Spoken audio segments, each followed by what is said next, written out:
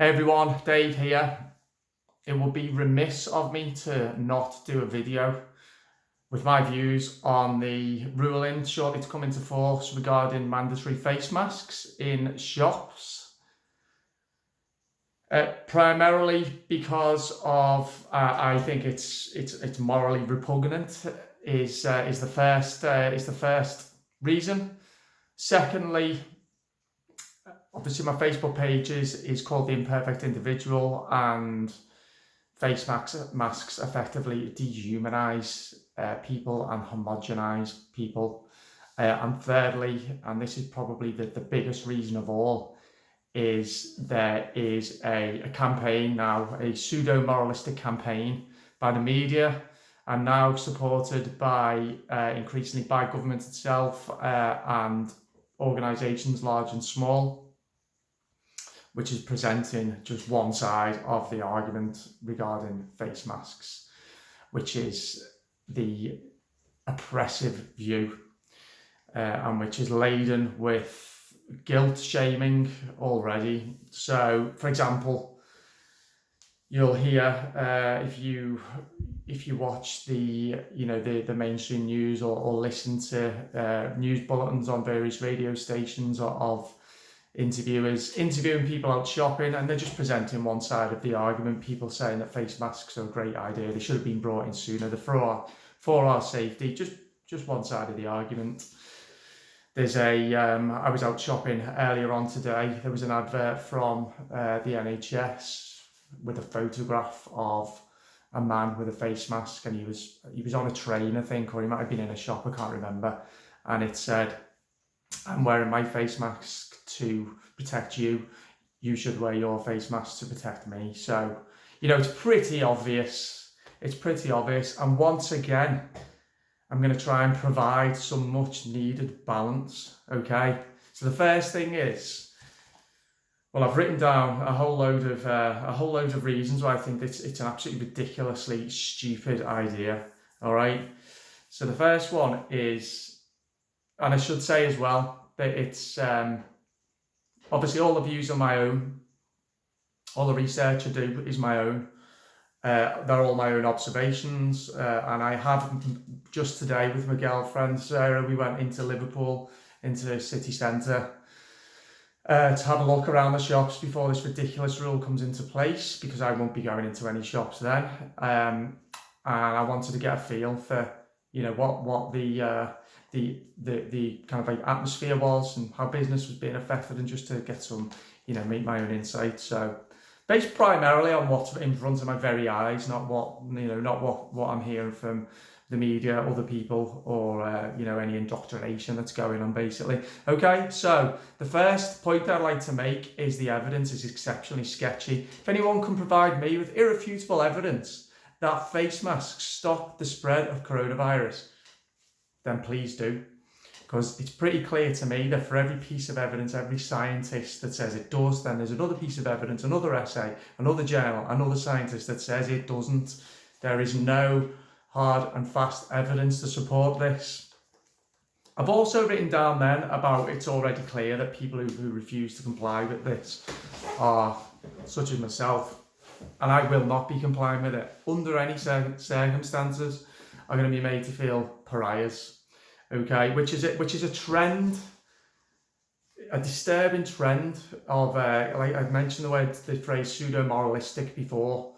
These arguments that are polarized and that are, one aspect to it is morally better than the other. So, we look at the way that for example, the way that anyone who's voted Trump or who backs any of his policies is vilified. The same went on for 3 years. In fact, it's still going on now with Brexit supporters as well. We know how this is.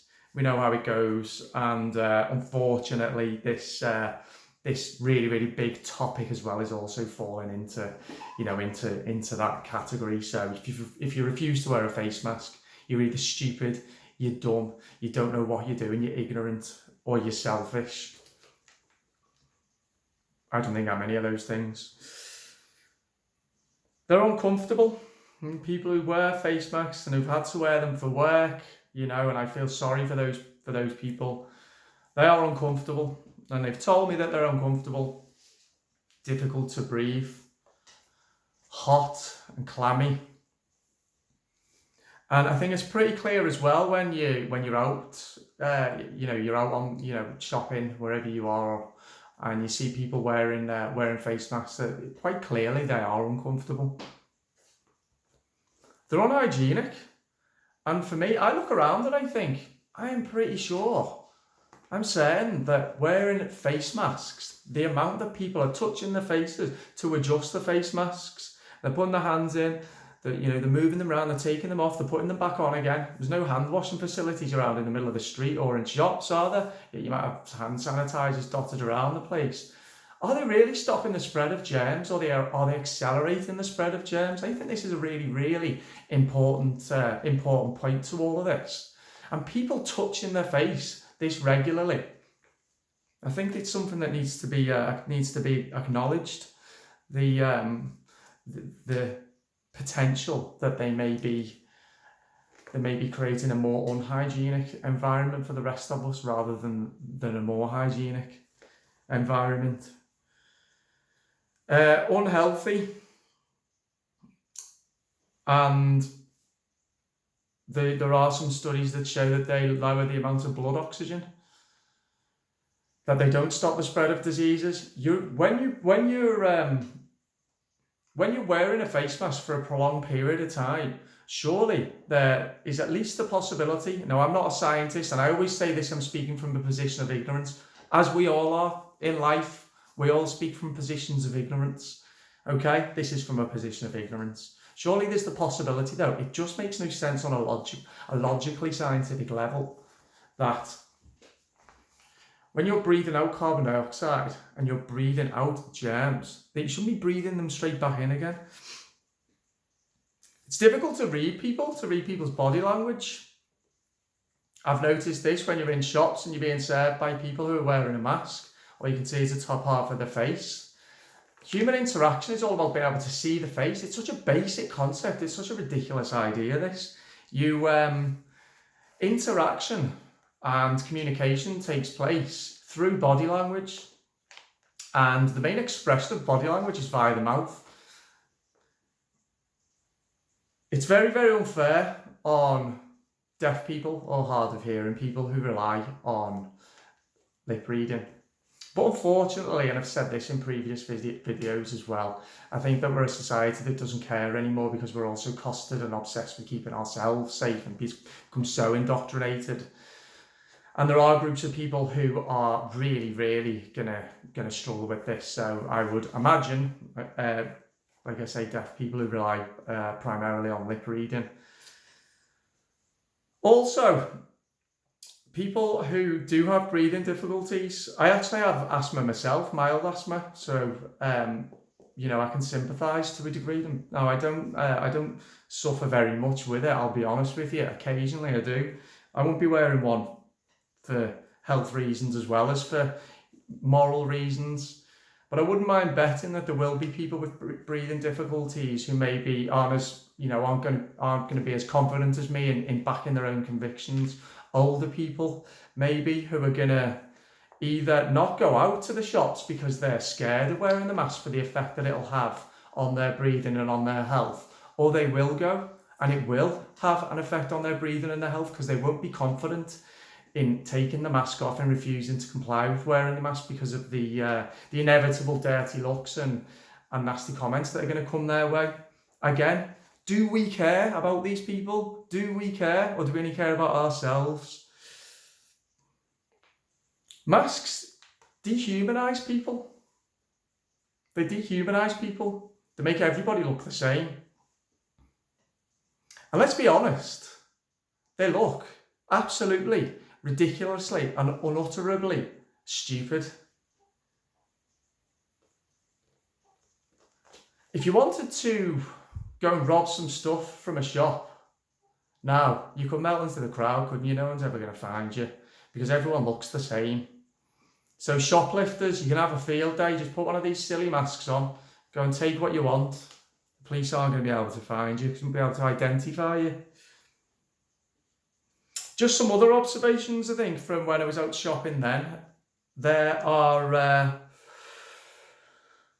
I think it's going to be exceptionally difficult for businesses to survive here. Now, granted, it was raining today when I went into Liverpool with Sarah, which is potentially going to have an effect on the number of people going into town to socialise and to shop. Having said that, it was very, very quiet.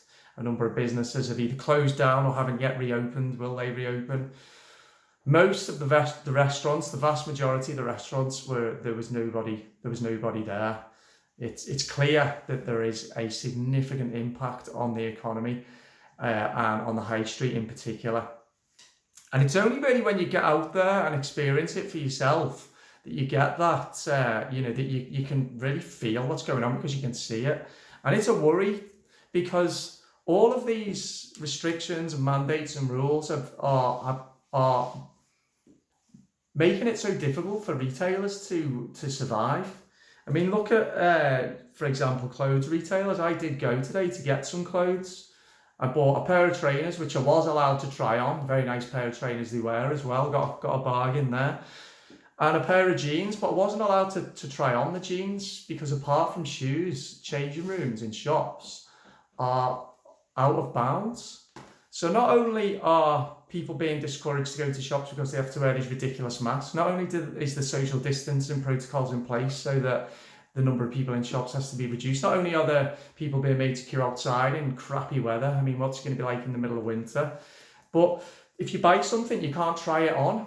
I mean, logically, where does that end up? Well, it means that, the shops aren't going to be able to sell things. They're not going to be able to survive. There was a 40-minute queue for the ladies' toilet. So I'm sorry, ladies, but if you get caught short when you're out shopping, there's a long, long wait for you.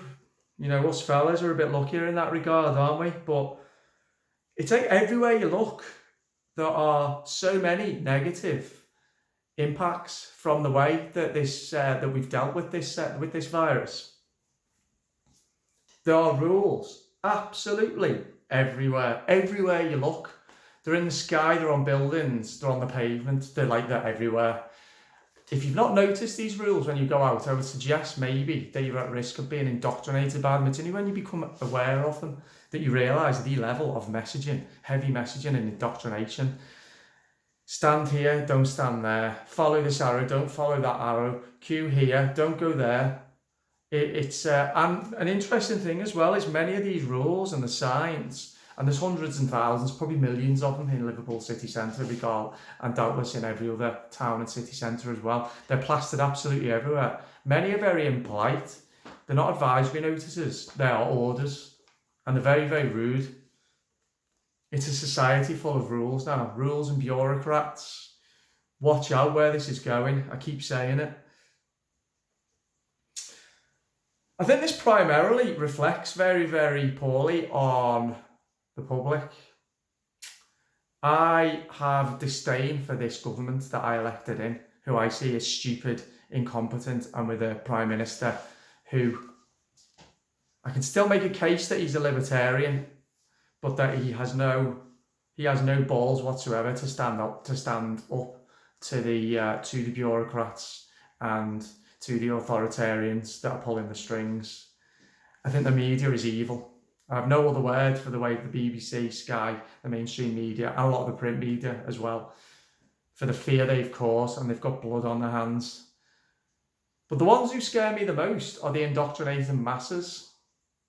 They absolutely terrify me.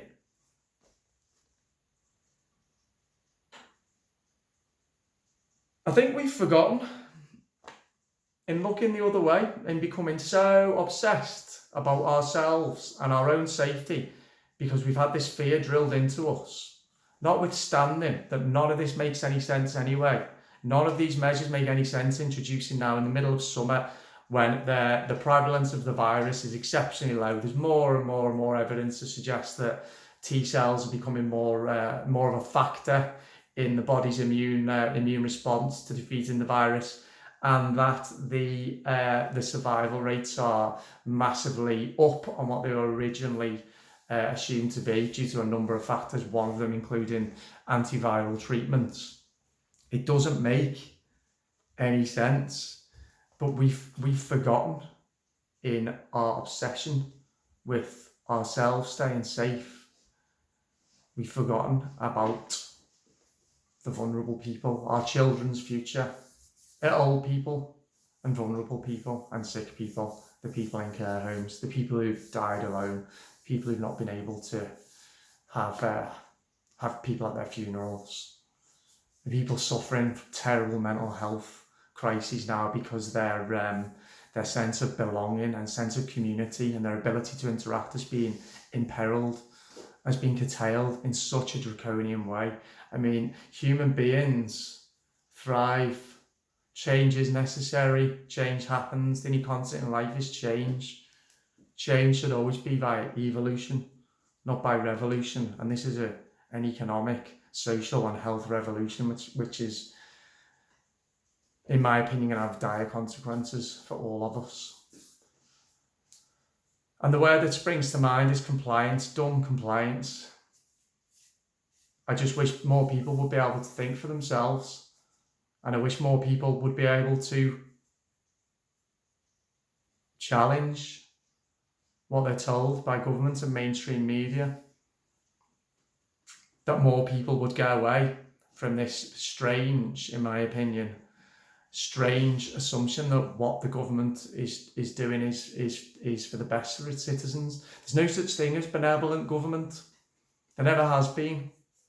You can get as close to a benevolent government as you can if the citizens are courageous, if they're free, and if they don't have fear instilled into them, if they can think for themselves, and if they don't surrender the initiative and their civil liberties and their freedoms to the government.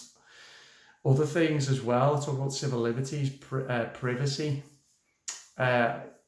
These were very, I find it intriguing. The subjects that were once very, very close to many people's hearts now just don't matter in the face of this, privacy being one of them. I'm seeing lists of people's names in pubs just on clipboards, just left out for all to see. But once upon a time, before coronavirus, the conversation around privacy was a very, very important one. No longer. People have forgotten about that.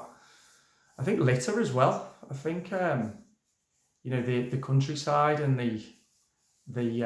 I'm seeing masks discarded, lying round, and terrible litter disfiguring the countryside because tips have been shut, only slowly reopening now. Other diseases that are on the rise that nobody seems to be talking about: measles and whooping cough. Anybody? But I keep coming back to it. It's a healthy society is one that cares for its old people and its vulnerable people, and we're not. Instead, we're happy to go down this path of destruction. So there we are. I'm going to keep speaking out, even though I know I don't have a very big audience. I wish I did, but I don't. So anybody who sees this will be few and far between. But I hope this maybe offers you a little bit of a shift in perspective. Again, I apologise to nobody for my views, and I hope that I've succeeded in some small way in adding some balance and perspective. All right, bye-bye.